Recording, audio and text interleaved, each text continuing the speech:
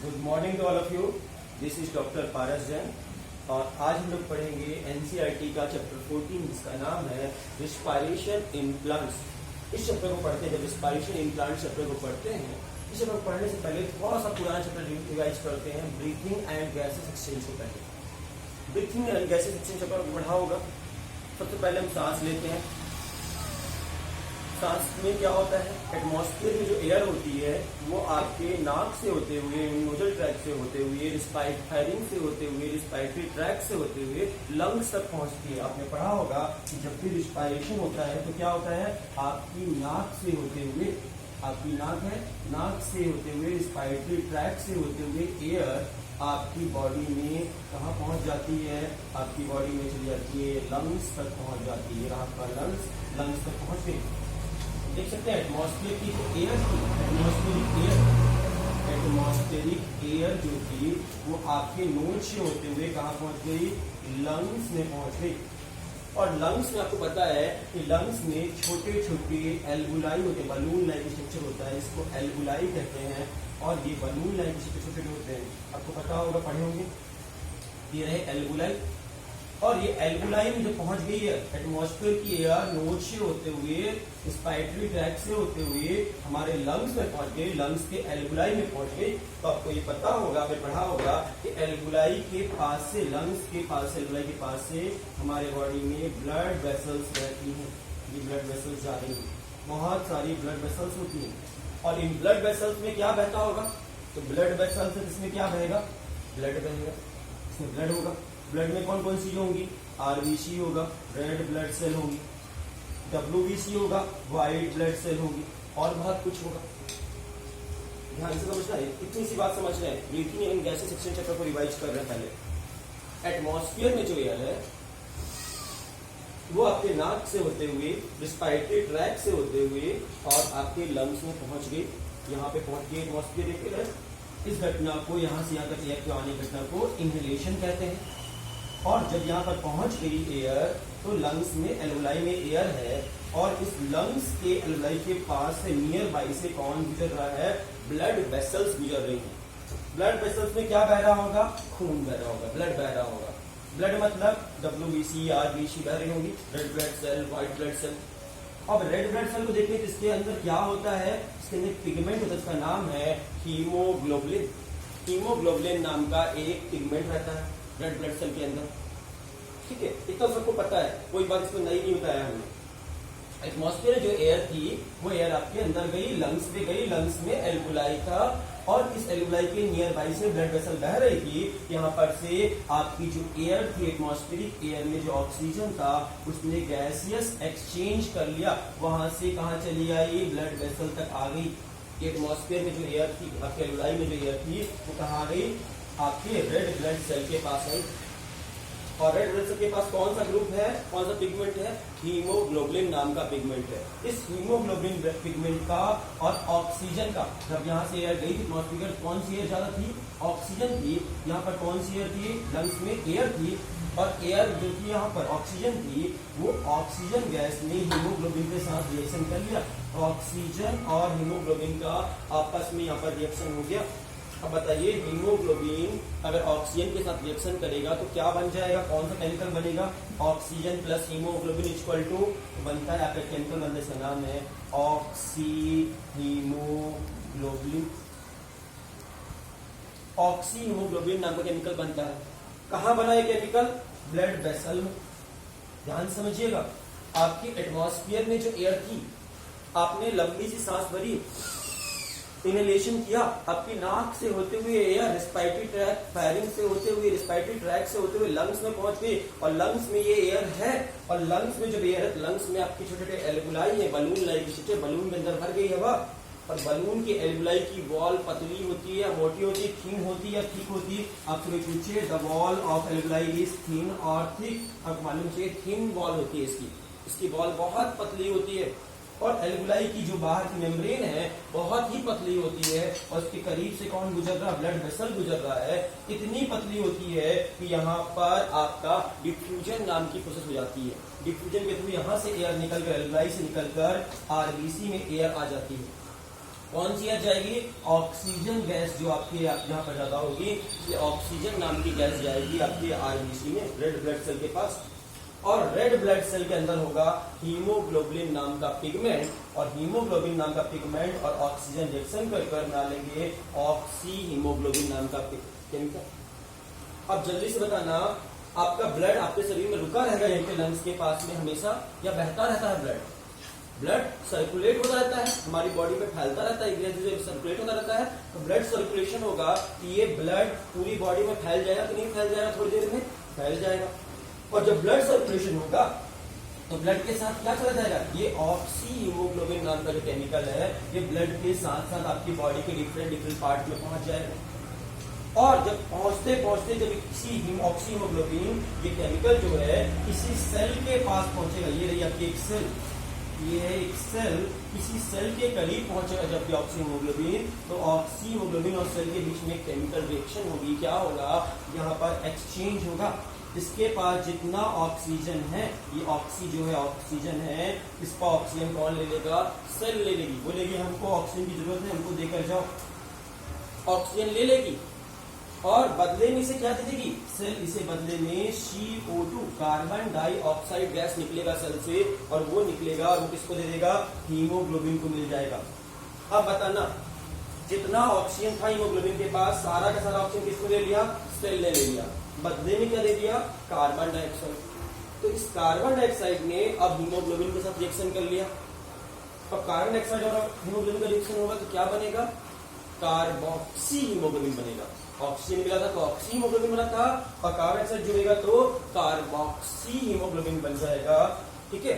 और carboxy haemoglobin वाला blood, अब कार्बोक्सी हीमोग्लोबिन वाला ब्लड यहाँ से लौटकर सेल से लौटते हुए इसी ब्लड वेसल से होते हुए अब इधर क्यों आएगा? वापस लंग्स के पास में।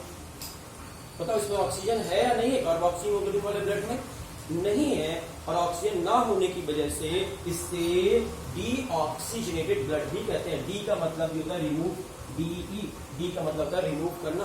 डीऑक्सीजनेटेड ब्लड, जिससे ऑक्सीजन रिमूव कर दिया गया, हटा दिया गया है, ऐसे ब्लड को डीऑक्सीजनेटेड ब्लड कहते हैं। याद रखिएगा, दो तरह का ब्लड होता है, ऑक्सीजनेटेड ब्लड और डीऑक्सीजनेटेड ब्लड।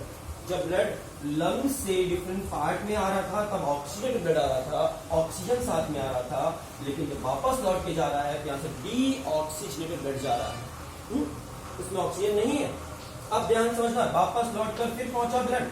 अब ये ब्लड जो पहुंचा, आरबीसी पहुंचा यहाँ पर, वापस से लंग्स के पास पहुंचा आरबीसी, और इस आरबीसी के अंदर हीमोग्लोबिन है, और हीमोग्लोबिन ने किससे रिएक्शन कर लिया था? कार्बन डाइऑक्साइड से। तो कौन सा ब्लड है यहाँ पे, कौन सा चीज केमिकल है? कार्बोक्सी हीमोग्लोबिन यहाँ पहुंचा, और इस कार्बोक्सी हीमोग्लोबिन जितना भी CO2 होगा वो CO2 वापस से फिर कहाँ आ जाएगा? यहीं पर लंग्स में पहुंच जाएगा। तो CO2 वापस कहाँ आ गया? लंग्स में आ गया। कैसे आया पता चल गया आपको ना? ब्लड लेकर गया, ब्लड लेकर आया, ब्लड क्या कर रहा है? कंडक्शन कर रहा है। किसका? ऑक्सीजन एंड कार्बन डाइऑक्साइड का कंडक्शन कर रहा है। हमारे लंग्स में जो ऑक्सीजन है उसको हमारे सेल तक ले गया, और सेल के पास जो कार्बन डाइऑक्साइड था वापस लंग्स पर लेकर आया, कंडक्शन का काम करता है। अब देखिएगा हीमोग्लोबिन जो पिगमेंट है conduction of oxygen and carbon dioxide करता है। वापस यहाँ तक CO2 लाया, और हमने एक लंबी सी सांस छोड़ी बाहर, एक्सहेलेशन किया। मेरे लंग्स में जितनी भी एयर थी, कार्बन डाइऑक्साइड थी, ये लंग्स की कार्बन डाइऑक्साइड वापस किसी रेस्पिरेटरी ट्रैक से होते हुए, वापस नाक से होते हुए एटमॉस्फेयर में चली आई। तो आप देख पा रहे हो कि गैसियस एक्सचेंज क्या होता है, कैसे होता है। आप सांस लेते हो, एक बार अगेन रिपीट करते हैं, ध्यान से समझना, breathing and gaseous exchange chapter को। आप रिस्पायरेशन जब ब्रीथिंग करते हो, सांस लेते हो, तो पहले इनहेलेशन करते हो, आपकी एटमॉस्फेयर की एयर आपके नोज से होते हुए लंग्स तक पहुंचती है। पहली घटना, लंग्स में छोटे छोटे बहुत सारे एल्बुलाई होते हैं, बलून लाइक स्ट्रक्चर है, इनकी वॉल बहुत पतली होती है और इसके करीब से ब्लड वेसल जाती है, इसलिए एयर यहां से निकलकर ऑक्सीजन ब्लड में जाकर मिक्स हो जाती है। ब्लड में रेड ब्लड सेल में मिक्स होती है, याद रखिएगा। व्हाइट ब्लड सेल में या रेड ब्लड सेल में, तो रेड ब्लड सेल में ऑक्सीजन मिक्स होगी, और रेड ब्लड सेल में आरबीसी में ऑक्सीजन मिक्स होगी। और आरबीसी के कौन से पार्ट से मिक्स होगी? हीमोग्लोबिन से। और हीमोग्लोबिन और ऑक्सीजन मिल जाएंगे तो क्या बन जाएगा? ऑक्सी हीमोग्लोबिन नाम का केमिकल बन जाएगा। और ये ऑक्सीमोग्लोबिन पूरी बॉडी में ब्लड सर्कुलेशन के थ्रू फैल जाएगा आपकी पूरी बॉडी में। और जब पूरी बॉडी में फैल गया ऑक्सीमोग्लोबिन, तो ऑक्सीमोग्लोबिन आपके सेल के पास जब पहुंचेगा तो वहां पर उसको ऑक्सीजन दे देगा, बदले में कार्बन डाइऑक्साइड ले लेगा और कार्बन डाइऑक्साइड और हीमोग्लोबिन मिलकर कार्बोक्सी हीमोग्लोबिन बना लेंगे और ये कार्बोक्सी हीमोग्लोबिन वाला ब्लड वापस लौटकर लंग्स के पास आएगा और इस बार कार्बन डाइऑक्साइड लंग्स को देगा और बाहर निकल जाएगा। ये पूरी प्रोसेस आपने पढ़ी होगी breathing and gases exchange chapter में, चैप्टर 17 एनसीईआरटी का चैप्टर 17 में आपको breathing and gases exchange chapter आपने पढ़ा होगा सारी घटना। हम आज क्यों पढ़ा इसको तो देखेंगे। यहां पर क्या हुआ, सेल ने ऑक्सीजन जो लिया उस ऑक्सीजन का सेल में क्या हुआ और सेल के पास ऐसा कौन सा भंडारा भरा हुआ है, ऐसा कौन सा खजाना भरा हुआ है कि दिन रात हम ऑक्सीजन लेते रहते हैं और दिन रात हम कार्बन डाइऑक्साइड निकालते रहते हैं 24/7 और कार्बन डाइऑक्साइड अंदर खत्म नहीं हो रही है, लगातार आती ही जा रही। ऐसी कौन सी घटना यहाँ पर होती है जिससे ऑक्सीजन अंदर आ रहा है और कार्बन डाइऑक्साइड बाहर जा रहा है और ये प्रोसेस लगातार चलती रह रही है। तो सेल में जो घटना हो रही है, अंदर में जो भी घटना हो रही है सेल में, इस पूरी घटना का क्वेश्चन का आंसर हमको यही चैप्टर देने वाला है। जो चैप्टर पढ़ेंगे इस चैप्टर में सिर्फ एक ही क्वेश्चन का आंसर मिलेगा कि ऑक्सीजन अंदर जाकर कहाँ गई और कार्बन डाइऑक्साइड कहाँ से बाहर निकला, ये क्या हुआ अंदर में, सेल के अंदर क्या हुआ इस ऑक्सीजन को लेकर। ठीक है, तो आप देखेंगे सेल के अंदर हो रही है सारी प्रोसेस, इसीलिए इस चैप्टर का real name respiration in plant ना होकर इस चैप्टर का नाम होगा सेलुलर रिस्पायरेशन। सेलुलर रिस्पायरेशन इस चैप्टर का रियल नेम ये होना चाहिए, सेलुलर रिस्पायरेशन। सेलुलर क्यों बोला गया, क्योंकि सेल के अंदर होने वाला रिस्पायरेशन पढ़ेंगे इस चैप्टर में हमसे। सेल के अंदर रिस्पायरेशन कैसा होता है, इसलिए इसको सेलुलर रिस्पायरेशन कहते हैं। और सेल चाहे प्लांट की हो चाहे एनिमल की हो, दोनों ही सेल में सेम रिस्पायरेशन होता है। Cellular respiration same to same होता है दोनों में। इसीलिए मत सोचना कि सर यह चैप्टर का नाम लिखे थे रिस्पायरेशन इन प्लांट और पढ़ा रहे हैं ह्यूमन का, एनिमल का। बिल्कुल कंफ्यूज मत होना। सेलुलर रिस्पायरेशन जो है यहाँ पर पहुंचेंगे जब सेलुलर रिस्पायरेशन की हम बात करेंगे तो सेलुलर रिस्पायरेशन प्लांट में और एनिमल में सेम टू सेम होता है ऑलमोस्ट। तो हम इस चैप्टर का नाम क्या पढ़ने जा रहे हैं, चैप्टर कौन सा पढ़ने जा रहे हैं, सेलुलर रिस्पायरेशन। और बहुत सारी सेल को क्या कहते हैं, तो बहुत सारी सेल को टिश्यू कहते हैं, इसीलिए इस रिस्पायरेशन को टिश्यू रिस्पायरेशन के नाम से भी जान सकते हैं। सेलुलर रिस्पायरेशन बोलो या टिश्यू रिस्पायरेशन बोलो, दोनों सेम अलग अलग नहीं है। ठीक है, और टिश्यू कहाँ होता है, बॉडी के अंदर होते हैं या बॉडी के बाहर, अंदर होते हैं। जो रिस्पायरेशन बॉडी के अंदर होता है इसलिए इसको इंटरनल रिस्पायरेशन के नाम से भी जानते हैं। और बॉडी के अंदर भी रिस्पायरेशन हो रहा होता है तो इसको क्या लाइट की जरूरत पड़ती है, लाइट की जरूरत है कि नहीं है, अंधेरे में होता है या उजाले में होता है प्रोसेस, तो बॉडी के अंदर होता है, इसीलिए इसको डार्क रिस्पायरेशन के नाम से भी जानते हैं। डार्क रिस्पायरेशन के नाम से भी जानते हैं। तो आपको इतने सारे नाम मालूम चल गए, cellular respiration, tissue respiration, internal respiration, dark respiration, इनमें से जो भी आपका मन करे आप बोल सकते हैं। अच्छा बताइए सेल के अंदर, अच्छा क्वेश्चन का आंसर दीजिए। आपने पढ़ा होगा 10th में, बहुत सारे बच्चे पढ़ के आए हुए 10th 11th में, कि सेल ऑर्गेनल्स को पावर हाउस कहते हैं। Power house of the cell किसे कहते हैं, तो आप सभी को मालूम होगा। आंसर क्या है, आंसर होगा माइटोकॉन्ड्रिया को पावर हाउस कहते हैं। माइटोकॉन्ड्रिया को सेल का पावर हाउस कहते हैं। क्यों कहते हैं, क्योंकि वहां पर सेलुलर रिस्पायरेशन नाम की घटना वही होती है। तो सेल के अंदर कहां पर होती है, माइटोकॉन्ड्रिया में घटना होती है, इसीलिए इसको माइटोकॉन्ड्रियल रिस्पायरेशन भी कहते हैं। क्या देखिएगा, सेल के अंदर कहां घटना होगी, माइटोकॉन्ड्रिया में। क्या देखिए इसके इतने सारे नाम हो गए, mitochondrial respiration, cellular respiration, tissue respiration, internal respiration, dark respiration, इनमें से जो भी बोले सभी सेम टू सेम है, यही है जो हम पढ़ाने वाले हैं आपको। स्टार्ट करें चैप्टर को। चैप्टर का नाम है रिस्पायरेशन इन प्लांट। ठीक है, इस चैप्टर को रिस्पायरेशन इन प्लांट्स को हमको इस चैप्टर में क्या पढ़ेंगे, हम पढ़ेंगे सेलुलर रिस्पायरेशन पढ़ेंगे। यहाँ पर सेल लेवल पर रिस्पायरेशन पढ़ेंगे। सेल के अंदर कहां पर होगा, माइटोकॉन्ड्रिया में, इसलिए इसको माइटोकॉन्ड्रियल रिस्पायरेशन भी बोलेंगे। और बहुत सारी सेल को टिश्यू कहते हैं, इसलिए इसको टिश्यू रिस्पायरेशन भी कह सकते हो। बॉडी के अंदर हो रही है प्रोसेस, इसलिए इंटरनल रिस्पायरेशन भी बोल सकते हो। और लाइट की एब्सेंस में होती है, इसलिए इसको डार्क रिस्पायरेशन के नाम से भी जान सकते हो। इतनी सारी चीजें हमने पढ़ी, ठीक है। अब हम बात करेंगे, देखना आपने जो एटमॉस्फेरिक एयर लेते हो, सांस लिए, लंग्स में ऑक्सीजन गई, लंग्स से आरबीसी में गई, हीमोग्लोबिन के साथ रिएक्शन की, ऑक्सी हीमोग्लोबिन बनाई, और ये ऑक्सी हीमोग्लोबिन जब सेल के पास गया, सेल ने उसका ऑक्सीजन छुड़ा लिया, बदले में क्या दे दिया, कार्बन डाइऑक्साइड दे दिया उसको। हम पढ़ते हैं इस प्रोसेस को, पढ़ते हैं डिटेल में। तो हम बात करते हैं, पहला क्वेश्चन पूछते हैं, जब भी क्वेश्चन आता है कि रिस्पायरेशन जो है, ठीक है, रिस्पायरेशन जो है वो एनाबॉलिक प्रोसेस है या कैटाबॉलिक प्रोसेस है? एनाबॉलिक प्रोसेस है या कैटाबॉलिक प्रोसेस है? कैसी प्रोसेस में आएगा? एनाबॉलिक में आएगा या कैटाबॉलिक में आएगा रिस्पायरेशन?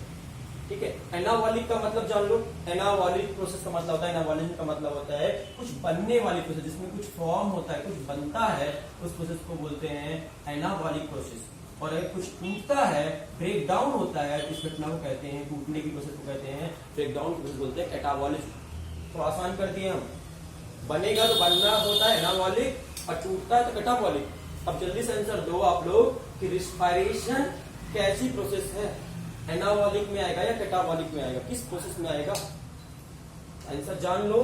आंसर है कि रिस्पायरेशन में कुछ टूटता भी है और कुछ बनता भी है। क्या टूटता है? Break down of the substrate, substrate का ब्रेक डाउन होता है, जो भी फूड सबस्ट्रेट है उसका ब्रेक डाउन होता है, इसलिए कैटाबॉलिक में आना चाहिए। लेकिन इस रिस्पायरेशन के दौरान क्या बनता है? एटीपी का फॉर्मेशन होता है, बहुत सारे एनर्जी रिच कंपाउंड बनते हैं, इसलिए एनाबॉलिक भी होना चाहिए। इसलिए दोनों है एक साथ, कैटाबॉलिक भी है और सेम टाइम पर एनाबॉलिक भी है, इसलिए दोनों को ना तो एनाबॉलिक बोलकर ना कैटाबॉलिक बोलकर एक तीसरा टर्म यूज करते हैं, एम्फीबॉलिक। तो देखिएगा रिस्पायरेशन किस में आएगा? एम्फीबॉलिक प्रोसेस से। पहली लाइन आप क्लियर कर लीजिए, respiration is a amphibolic process. Amphibolic का मतलब होता है एनाबॉलिक और कैटाबॉलिक को जोड़ दे, एनाबॉलिक और कैटाबॉलिक रिएक्शन को जोड़ दें, दोनों के कंबाइंड से एक नई रिएक्शन बन जाती है, जिसको बोलते हैं एम्फीबॉलिक रिएक्शन। ठीक है, सेम टाइम पर दोनों होती हैं एक साथ। क्या टूटता क्या है? तो बोले फूड कॉम्प्लेक्स फूड मटेरियल टूटते हैं, ब्रेक डाउन होते हैं, कॉम्प्लेक्स से कॉम्प्लेक्स फूड मटेरियल का ब्रेक डाउन होता है, और क्या होते हैं? साथ में एनर्जी रिच कंपाउंड बनते हैं, इसलिए एनर्जी रिच कंपाउंड बनने का एनाबॉलिक प्रोसेस है, और सब्सटेंस फूड सब्सटेंस का ब्रेक डाउन होता है, इसलिए ये कैटाबॉलिक प्रोसेस है। यहाँ पे कुछ कंफ्यूजन मिल सकता है आपको, अगर बहुत पुराने जमाने की किताब देखोगे, जो हम लोग के जमाने में पढ़ते थे, उस जमाने की किताब देखोगे, उस किताब में लिखा था respiration is a catabolic process, हम लोग पढ़े थे अपने जमाने में, ठीक है। लेकिन अब इसको सुधार कर कह दिया गया है कैटाबॉलिक अब नहीं रहा, ये कौन सा है? एम्फीबॉलिक प्रोसेस है। तो याद रखिएगा रिस्पायरेशन कैसी प्रोसेस है? एम्फीबॉलिक प्रोसेस में आएगा, कैटाबॉलिक या एनाबॉलिक प्रोसेस में नहीं आएगा। पहली लाइन को क्लियर हो गई। दूसरी बात पूछेंगे कि आपका ये एक्जरगोनिक रिएक्शन है या इंडरगोनिक रिएक्शन है? बताइए, ये एक्जरगोनिक रिएक्शन में आएगा, एक्जरगोनिक रिएक्शन में आएगा या इंडरगोनिक प्रोसेस में आएगा? रिस्पायरेशन क्या है? एक्जरगोनिक प्रोसेस है या इंडरगोनिक? एक्जरगोनिक और इंडरगोनिक का मतलब समझते हैं। अगर किसी रिएक्शन के होने के दौरान एनर्जी का कंजम्पशन होता है, खर्च होती है, उसमें एनर्जी लग रही है, उस घटना को होने, उस रिएक्शन को होने में एनर्जी खर्च हो रही है, उसको कहेंगे इंडरगोनिक, एनर्जी लगी। और अगर किसी रिएक्शन के होने के दौरान एनर्जी मिले, एटीपी बने, तो उस घटना को कहते हैं एक्जरगोनिक। बताओ रिस्पायरेशन में बनता है या टूटता है? तो बनता है, इसलिए इसको एक्जरगोनिक रिएक्शन कहा गया है। याद रखिएगा रिस्पायरेशन कैसी प्रोसेस है? एक्जरगोनिक रिएक्शन है। दो बार आपको मालूम चल गई, पहली बार एक्जरगोनिक रिएक्शन है, दूसरी बार एम्फीबॉलिक प्रोसेस है। दो बात आपको मालूम चल गई। जब भी रिस्पायरेशन होगा आपको एनर्जी मिलेगी, इसलिए एक्जरगोनिक रिएक्शन है, खर्च नहीं, आपको लगेगी या मिलेगी, ठीक है। वैसे आप कहोगे तो लगती भी है और मिलती भी है, लेकिन ज्यादा क्या होगा? थोड़ा सा खर्च हुआ लेकिन बहुत सारा मिला, इसलिए मिलने वाली प्रोसेस कहलाएगी। अल्टीमेटली फायदा कितना में देखेंगे उसको। तो एक्जरगोनिक या इंडरगोनिक? आंसर होगा एक्जरगोनिक रिएक्शन है। तो रिस्पायरेशन एक्जरगोनिक रिएक्शन है, एम्फीबॉलिक प्रोसेस है। ये दो बात आपको मालूम चल गई। अब आपसे पूछें ये एंजाइमेटिक प्रोसेस है या नॉन एंजाइमेटिक प्रोसेस है, इसमें एंजाइम लगेंगे या नहीं लगेंगे, तो ध्यान देखिएगा बहुत सारे एंजाइम यूज होते हैं इसमें, इसलिए एंजाइमेटिक प्रोसेस है, एंजाइमेटिक प्रोसेस में आता है। ये बात याद रखिएगा, इसमें बहुत सारे एंजाइम इन्वॉल्व होते हैं रिस्पायरेशन की प्रोसेस में, इसलिए एंजाइमेटिक रिएक्शन है, नॉन एंजाइमेटिक, एंजाइमेटिक। तो क्या डेफिनेशन होगी रिस्पायरेशन की? Respiration is a amphibollic exergonic enzymatic process in which complex food material are break down and ATP are synthesized. ये डिफिनेशन होगी, रिपीट कर रहे हैं डिफिनेशन। रिस्पायरेशन की डिफिनेशन क्या क्या पूछिए, बोलना respiration is a amphibolic exergonic enzymatic process by which complex food material, the complex substrate break down into the simpler substrate and energy rich compounds are formed. Energy rich compound बनेंगे जैसे कि adenosine triphosphate ATP, ये बनता है, इसका full form है adenosine triphosphate. Energy rich compound बनते हैं। इतनी बात अगर आपको समझ में आ गई है तो डेफिनेशन क्लियर हो गई रिस्पायरेशन की। Respiration is amphibolic exergonic enzymatic process in which complex substrate का क्या होगा, कॉम्प्लेक्स जो फूड मटेरियल होंगे, कॉम्प्लेक्स सबस्ट्रेट जो होगा वो कॉम्प्लेक्स फूड मटेरियल क्या होगा, ब्रेक डाउन होगा, ब्रेक डाउन होगा और क्या बनेंगे, एनर्जी रिच कंपाउंड बनेंगे, एनर्जी रिच कंपाउंड फॉर्म होंगे। Formation of energy rich compound and break down of complex food material, complex food material का ब्रेक डाउन होगा और एनर्जी रिच कंपाउंड बनेंगे रिस्पायरेशन की प्रोसेस में। इतनी बात आपको समझ में आ गई होगी। तो रिस्पायरेशन आपके लिए इंपॉर्टेंट प्रोसेस है या नहीं है? सभी के लिए सबसे इंपॉर्टेंट प्रोसेस है रिस्पायरेशन। अगर रिस्पायरेशन नहीं होगा तो आपके शरीर में एनर्जी नहीं बनेगी, एटीपी नहीं बनेगा और एनर्जी नहीं बनेगी तो आप कुछ भी नहीं कर पाएंगे। हम हिल रहे हैं, बोल रहे हैं, चल रहे हैं, पढ़ रहे हैं, पढ़ा रहे हैं, सुन रहे हो, कुछ भी कर रहे हो, आपको हर कुछ करने के लिए एनर्जी की जरूरत होती है। थर्मोडायनेमिक्स का लॉ पढ़े होगे? तो थर्मोडायनेमिक्स का लॉ पढ़ा है आपने, तो एनर्जी आपकी, बिना एनर्जी के आप कुछ भी नहीं कर सकते हो। ठीक है, तो एनर्जी क्या है, आपके शरीर में एटीपी के फॉर्म में एनर्जी स्टोर है और यही एटीपी के फॉर्म में जो एनर्जी स्टोर है वही हम उसी की मदद से हम कर पा रहे हैं। इस पेन का ढक्कन भी बंद करना है, इसमें भी मेरी एनर्जी खर्च हो रही है।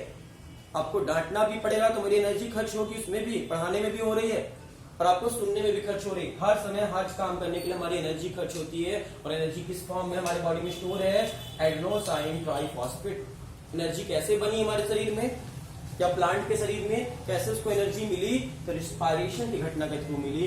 रिस्पायरेशन कोई मामूली घटना नहीं है, बहुत इंपॉर्टेंट घटना है रिस्पायरेशन, बहुत ज्यादा इंपॉर्टेंट घटना है। अब हम बात करते हैं कि रिस्पायरेशन